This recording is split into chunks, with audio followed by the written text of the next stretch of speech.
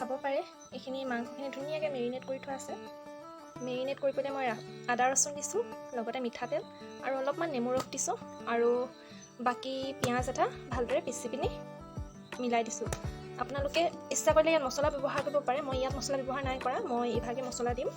এইভাগে মই মছলা এতিয়া পিচি লৈছিলোঁ, দেখিছিলে আপোনালোকে। ইয়াত আছে জালুক, তাৰপিছত জিৰা, আইজৱাইন আৰু এইফালে সৰিয়হ, মেথি তেনেকৈ আছে। আৰু এইখিনি হৈছে গৰম মছলা, এইখিনি হৈছে মিট মছলা, এইখিনি জিৰা, এইখিনি ধনিয়া।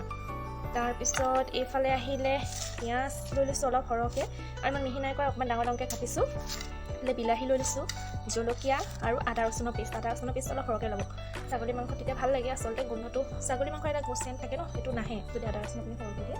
তাৰপিছত এইফালে অমিতা, আলু কাটি লৈছোঁ।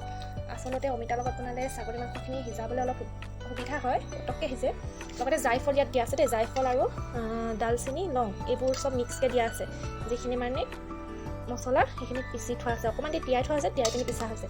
তেতিয়াহ'লে ব'লক এইখিনি বস্তু মই আজি বাহিৰত বনাম, জুইৰ ওচৰলৈ লৈ যাওঁ। মাংস জুইত বনোৱা সোৱাদটোৱে বেলেগ আচলতে। গতিকে আজি মই ভাবিছোঁ অকণমান কোৱালিটিটো বেয়া পাব কেমেৰাৰ, তথাপিতো চাই থাকিব বাৰু। আজি মই জুইত বনাম ইয়াত বাহিৰত। এইফালে আমাৰ চিনটেক্স এইবোৰ ৰখা আছে, আজি বাহিৰতে বনাম বুলি ভাবিছোঁ। ভিতৰতো চৌকা এটা আছে আচলতে, ভিতৰত চৌকাটোত আজি বনোৱা নহয়, কাৰণ খৰিব সোমোৱাই থকাতকৈ আজি ভাবিছোঁ বাহিৰতে বনাই দিওঁ। সেইকাৰণে কেমেৰা কোৱালিটিটো অলপ বেয়া পাব, যদিও চাই থাকিব বাৰু, মই ভালকৈ দেখুৱাবলৈ চেষ্টা কৰিম। ঠিক আছে, এতিয়া মই এইখিনি যোগাৰ কৰি থোৱা আছে। ইয়াত মিঠাতেল, হালধি, নিমখ সকলোবোৰ আনি থোৱা আছে বাৰু। বাকী এইখিনি আনি লওঁ, তাৰপিছত আপোনালোকক দেখুৱাই আছোঁ।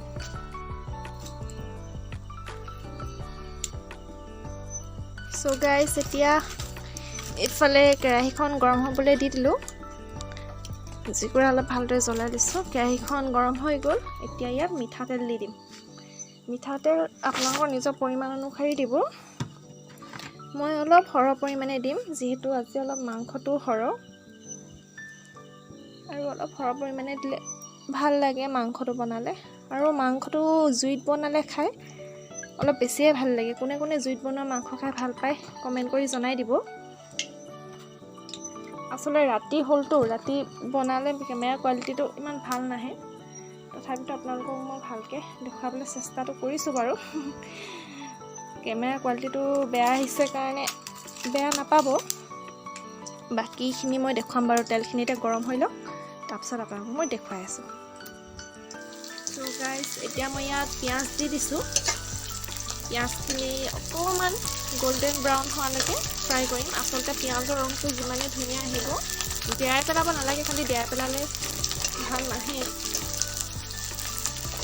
এতিয়া যেতিয়া গল্ডেন ব্ৰাউন হৈ যাব কালাৰটো, তেতিয়া মই ইয়াত বাকীখিনি বস্তু এড কৰি দিম। আৰু মই নিমখটো সদায় তেলতে দিওঁ। কোনে কোনে নিমখ এনেকৈ দিয়ে জনাব। মই আচলতে তেলত নিমখ দিলেহে আন্দাজটো পাওঁ, গতিকে তেলতে মই অনুমান অনুসৰি নিমখটো দি লৈছোঁ। তেতিয়া আচলতে তেলত নিমখ দিলে এটা বেনিফিট আছে যে আপুনি মাংসটোত ধুনীয়াকৈ নিমখটো সোমাই যায়, মাংসটোৰ ভিতৰত নিমখটো ধুনীয়াকৈ সোমাই যায়, খাবলৈও ভাল লাগে মানে। গতিকে মই তেলতে নিমখটো দি দিওঁ। এতিয়ালৈকে পিঁয়াজটো গল্ডেন ব্ৰাউন নাই হোৱা, আৰু অলপ দেৰি ভাজিব লাগিব। তাৰপিছত মই ইয়াত মছলাখিনি এড কৰিম বাৰু। প্ৰথমতে পিঁয়াজখিনি ভালদৰে ভাজি লওঁ। এইফালে পিঁয়াজখিনি এতিয়া পূৰা ধুনীয়াকৈ গল্ডেন ব্ৰাউন হৈ গ'ল। এতিয়া মই ইয়াত এড কৰিম মছলাখিনি আচলতে ভালকৈ ভাজ খাব লাগিব। ইয়াতে মই হালধিটো এড কৰি দিলোঁ, অথনি আপোনালোকক দেখুওৱা নাছিলোঁ। আপোনালোকে নিজৰ চব্জিখিনি অনুযায়ী হালধিটো এড কৰিব। মই এটা এটাকৈ দি নাথাকোঁ, গোটেইখিনি একেলগে দি দিম, যিহেতু একেলগতে দিবই লাগিব। মছলাখিনি আপোনালোককতো দেখুওৱা হৈছিলে কি কি দিয়া আছে। এতিয়া মছলাখিনি ভালদৰে ভাজি লওঁ। মছলাখিনি ভজাৰ ওপৰতে আচল কথাটো। ধুনীয়াকৈ মছলাখিনি ভাজি লওঁ।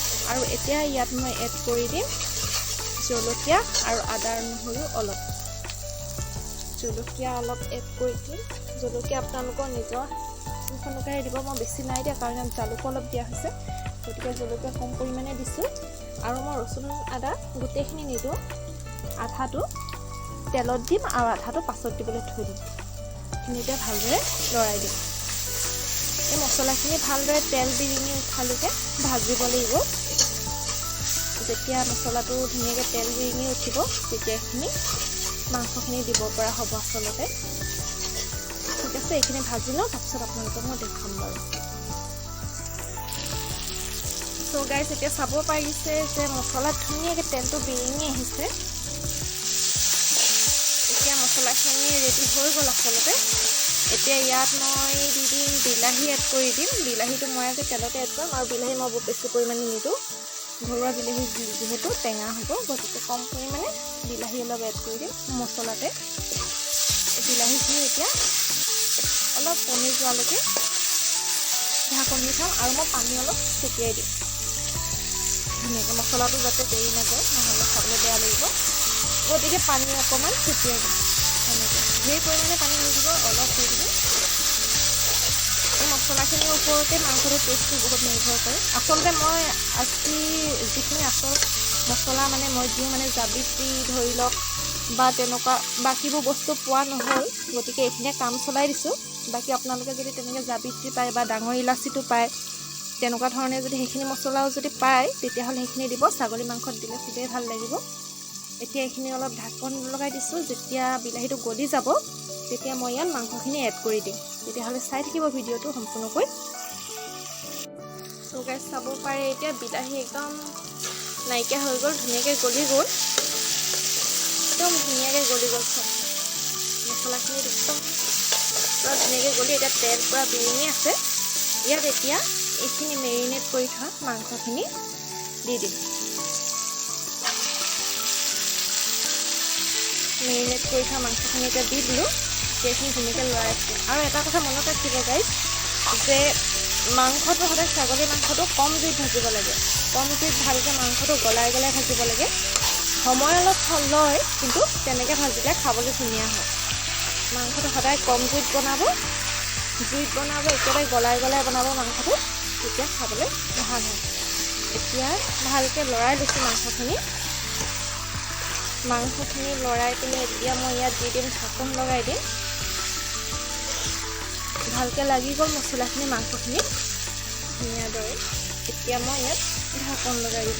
তাৰপিছত জুইটো অলপ কমাই পিনি 10 মিনিটমানৰ কাৰণে ঢাকন লগাই দিছোঁ। একো এতিয়া নকৰোঁ, 10 মিনিটমানৰ কাৰণে জুইৰ পৰা খালি কমকৈ ৰাখিব, যাতে দেৰি নাযায়।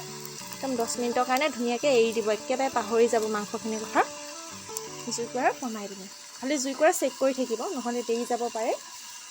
ঠিক আছে, এতিয়া মই ভাতটো পাতি লওঁ, মাংসখিনি 10 মিনিটৰ পিছত আপোনালোকক দেখুৱাম। চ' গাইজ এতিয়া 10 মিনিট হৈ গ'ল। এতিয়া মই চাওঁ বুলি ভাবিছোঁ মাংসখিনি কেনেকুৱা হৈছে। এইফালে চাব পাৰে ধুনীয়াকৈ উতলি আছে। মাংসৰ যিটো গাৰ পানীটো সেইটো ওলাই আহিছে। এতিয়া ধুনীয়াকৈ অকণমান লৰাই দিম মাংসখিনি। আপোনালোকেও সেই 10 মিনিটৰ মূৰে চেক কৰি থাকিব মাংসখিনি। এতিয়া ইয়াত মই এইফালে বাকী থকা ৰচুন আদা যিখিনি, সেইখিনি এড কৰি পিনি আকৌ 10 মিনিটৰ কাৰণে ঢাকন লগাই দিম। তেতিয়াহ'লে ঠিক আছে, মই এইখিনি কৰি লওঁ, তাৰপিছত আপোনালোকক দেখাই থাকিম। যদি একেবাৰে দীঘলীয়াকৈ দেখাওঁ আপোনালোকে ব'ৰ হৈ যাব পাৰেতো, গতিকে মই স্কিপ কৰি দেখুৱাই দিছোঁ, আপোনালোকে চাই থাকিব। এতিয়া মই এইখিনি এড কৰি দিওঁ, তাৰপিছত আকৌ 10 মিনিটৰ পিছত আপোনালোকক লগ পাই আছোঁ।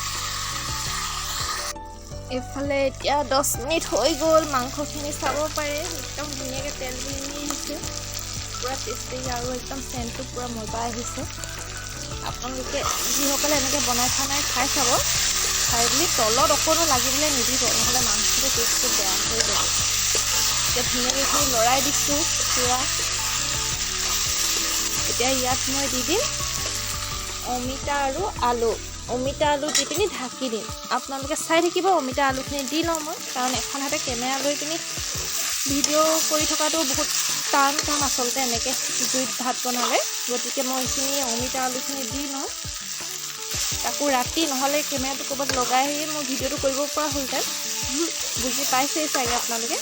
এতিয়া মই এইখিনি অমিতা আলু দি পিনি ঢাকি দিম, তাৰপিছত আকৌ অলপ পাছত আপোনালোকক দেখাই দিম। চ' গাইজ এতিয়া মাংসখিনি ধুনীয়াকৈ হৈ গৈছে, ৰংটো কালাৰটো খুব ধুনীয়া আহিছে, কালাৰটো পূৰা ধুনীয়া আহি গৈছে। এতিয়া আলুবোৰো সিজি গৈছে। আচলতে মাংসৰ তেলতে আলু আৰু অমিতাটো অকণমান সিজিবলৈ দিব লাগে, পানীটো ডাইৰেক্ট দিব নালাগে। এতিয়া মই জুইকুৰা অলপ বঢ়াই দিছোঁ ইয়াত। এতিয়া পূৰা ধুনীয়াকৈ তেলতে আলু আৰু অমিতাটো যেতিয়া সিজি গ'ল, এতিয়া মই ইয়াত পানী দি দিম। আপোনালোকে নিজৰ ইচ্ছা অনুসাৰে কিমানটো গ্ৰেভি খায় আৰু সেইটো ইচ্ছামতে আপুনি পানীটো দি ল'ব।